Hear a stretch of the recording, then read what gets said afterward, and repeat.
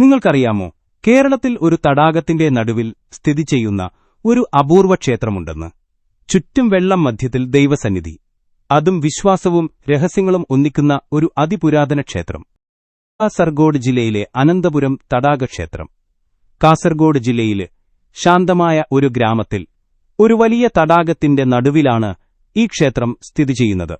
വിഷ്ണുവാണ് ഇവിടത്തെ മുഖ്യദേവത. പക്ഷേ ഇത് സാധാരണ വിഷ്ണു ക്ഷേത്രമല്ല. കാരണം ഈ ക്ഷേത്രത്തെക്കുറിച്ച് പറയുമ്പോൾ ചരിത്രവും ഐതിഹ്യവും രഹസ്യങ്ങളും ഒന്നായി ലയിക്കുന്നു. ഈ ക്ഷേത്രത്തിലേക്ക് നമുക്ക് നടക്കാൻ കഴിയില്ല. ഒരു ചെറിയ പാലം കടന്നാൽ മാത്രമേ ദൈവസന്നിധിയിൽ എത്താൻ കഴിയൂ. തടാകത്തിലെ വെള്ളം ഒരിക്കലും വറ്റുന്നില്ല. മഴക്കാലത്തും വെയിൽക്കാലത്തും ഒരേ നിലയിൽ തന്നെ. ശാസ്ത്രത്തിനും പൂർണ്ണമായി വിശദീകരിക്കാൻ കഴിയാത്ത ഒരു അത്ഭുതം. ഈ ക്ഷേത്രത്തിന്റെ ഏറ്റവും വലിയ രഹസ്യം ഒരു മുതലയാണ്. ഭക്തർ അതിനെ വിളിക്കുന്നത് ബബിയ. വിശേഷമെന്തെന്നാൽ ഈ മുതല ഒരിക്കലും ആരെയും ആക്രമിച്ചിട്ടില്ല. ക്ഷേത്രത്തിലെ പ്രസാദം പോലും ഭക്ഷിക്കുന്ന ഒരു ശാന്തമായ ജീവിത്. മുതലയും ദൈവവും ഒരേ സന്നിധിയിൽ ശാന്തമായി നിലകൊള്ളുന്നു. ഐതിഹ്യം പറയുന്നത് പത്മനാഭസ്വാമി അനന്തനാഗമായി വിശ്രമിക്കുന്ന ആദ്യ സ്ഥലം ഇതാണ് എന്നതാണ്. തിരുവനന്തപുരത്തെ ശ്രീപത്മനാഭസ്വാമി ക്ഷേത്രത്തിന് മുൻപുള്ള ആദ്യ ദൈവസന്നിധി. അതുകൊണ്ടാണ് ഈ ക്ഷേത്രത്തിന് അനന്തപുരം എന്ന് പേര് വന്നത്. ഈ ക്ഷേത്രത്തിൽ പ്രാർത്ഥിച്ചാൽ മനസ്സ് ശാന്തമാകുമെന്ന് വിശ്വാസമുണ്ട്. വെള്ളത്തിന്റെ ശബ്ദം, കാറ്റിന്റെ സ്പർശം, മന്ത്രങ്ങളില്ലാത്ത ഒരു സമാധാനം. പലരും പറയുന്നത് ഇവിടെ എത്തിയാൽ സമയം പോലും നിൽക്കുന്ന പോലെ തോന്നുമെന്നാണ്. ആധുനിക ലോകത്തിന്റെ ശബ്ദങ്ങൾക്കിടയിൽ നിശ്ശബ്ദത തേടുന്ന മനുഷ്യർക്കുള്ള ഒരു ദൈവസന്നിധിയാണ് അനന്തപുരം.